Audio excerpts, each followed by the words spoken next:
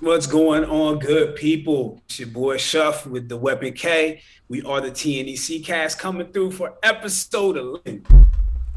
He forgot to clip it last time. My favorite number. But yeah, here we are. Here we are, episode 11. Thanks for joining on the ride.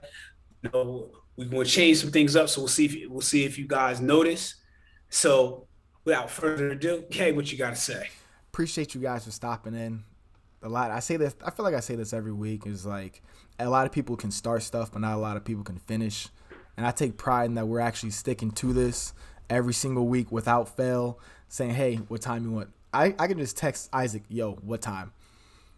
12. 12 works. Roger that. And then we talk for about 10 minutes, and we here. You know what I mean? So once again, I appreciate you guys for coming in, and we got Mr. Peak Week right here. What is this? 6 days out right now. How do you feel? What's going on?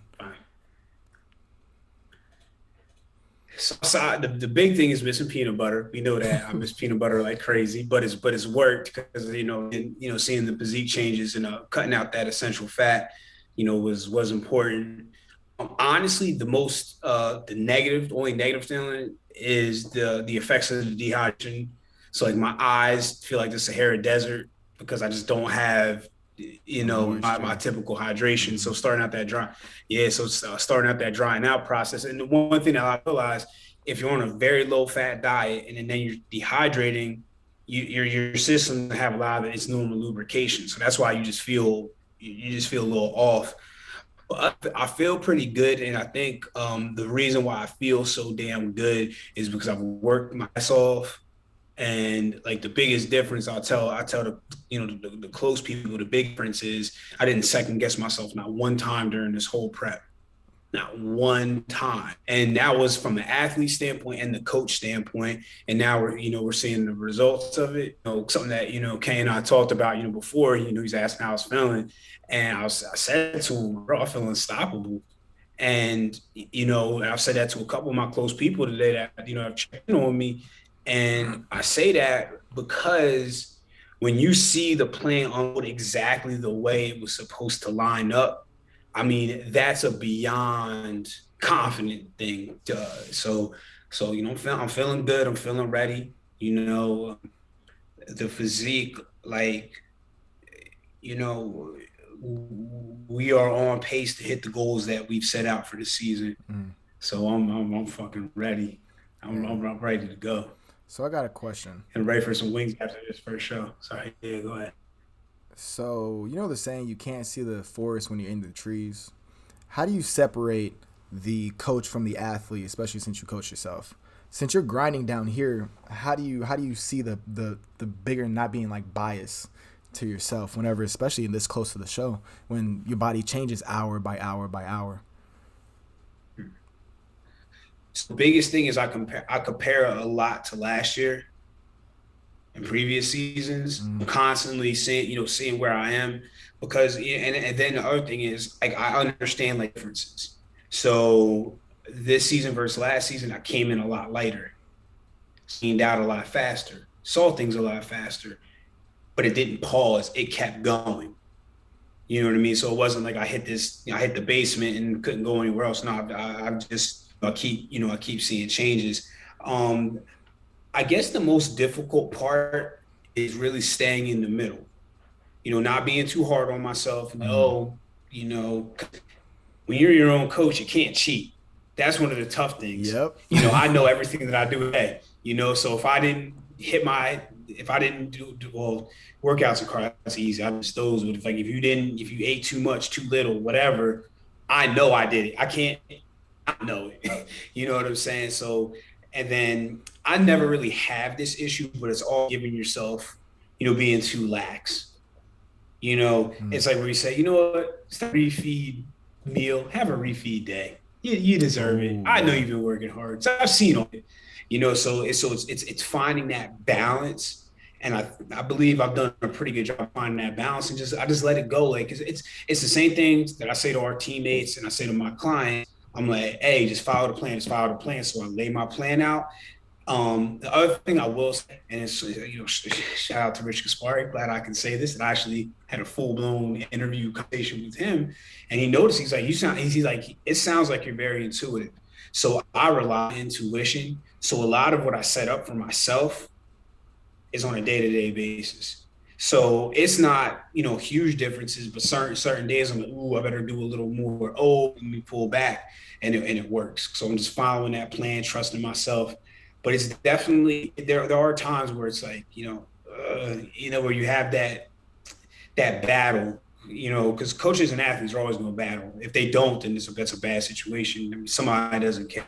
But I had that internal struggle about, okay, what should I do here, or this, that, and the third. But it's basically, when I'm planning, it's like treating myself somebody else versus treating it like it's me.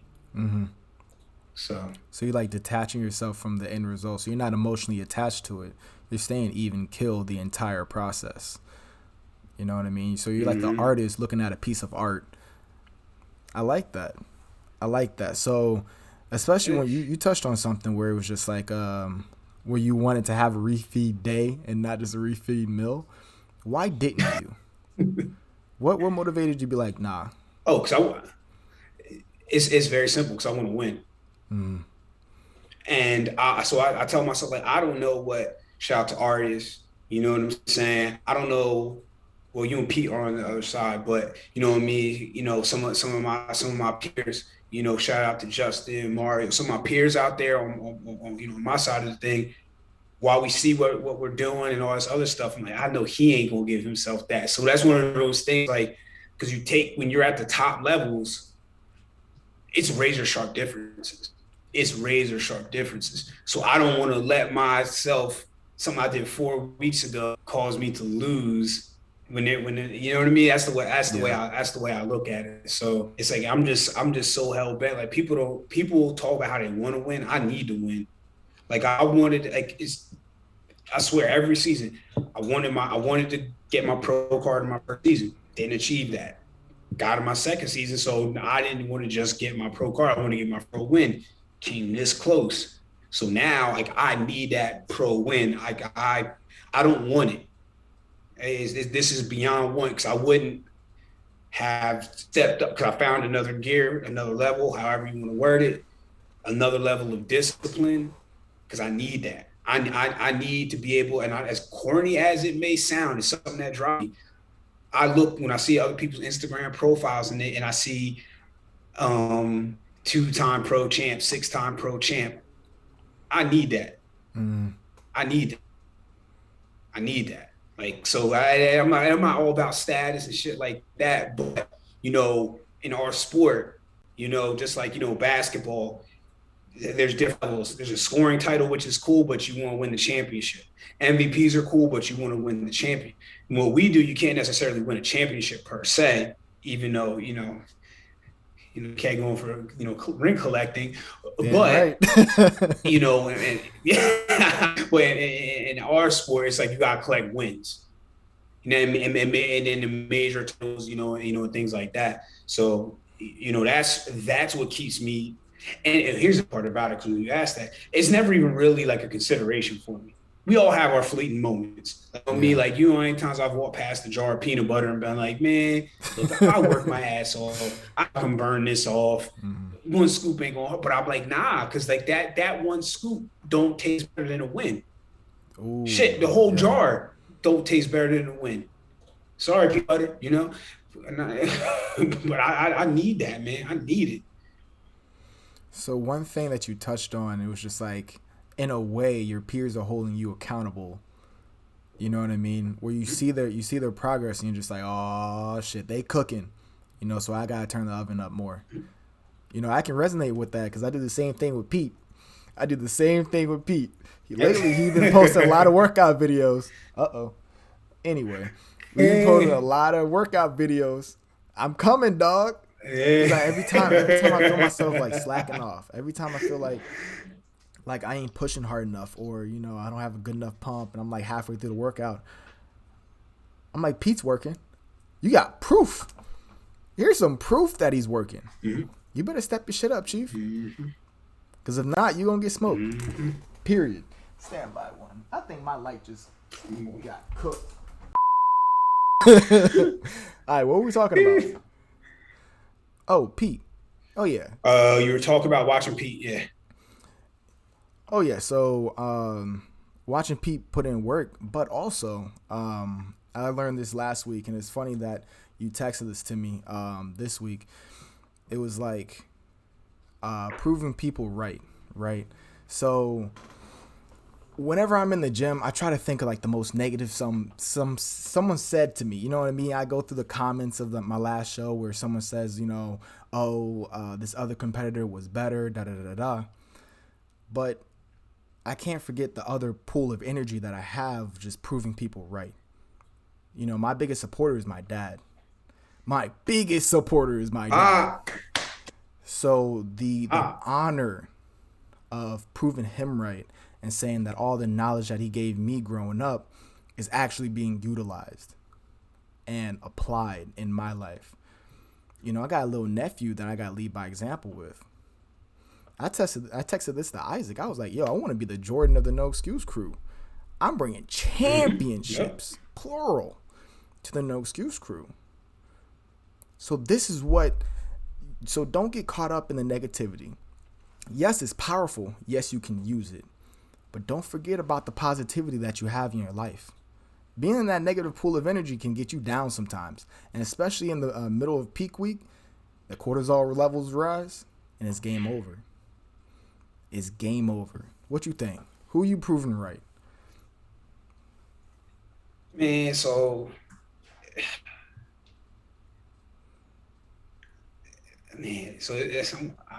I hope you didn't ask me this because I don't want to leave anybody out. Because there's a lot, like, because people, people that, kind of get to know me a little bit know how I am. I'm very boisterous and I'm very, like, the haters and the doubters and all that stuff. But the thing is, I don't have the make-believe ones.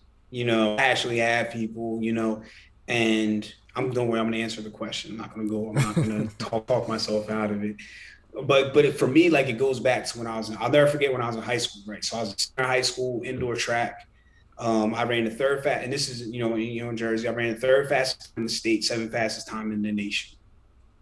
And a lot of people come, oh, I didn't realize you was that good. And I'm like, what the fuck are you talking about? You know what I mean? Name was in the pay, all these different, and I had people that are supposed to be like my friends, my mans, and they was like, oh, you ain't the best. And I had a lot of people that was in my camp at that point in time that was just, doubting me. You know what I mean? So it's always been weird. So I just always have had this motivation of, okay, I'm show you. That's always been one of my, my driving forces, and then, kind of like when I texted you, about, proving people right, I think about all the people that have believed in me. There's been people. So I'm actually going to single somebody out. Two people I'm going to single out that I don't even know if they watched the TNEC cast. And it's not going to be your usual suspects because not anybody I'm related, anything like that.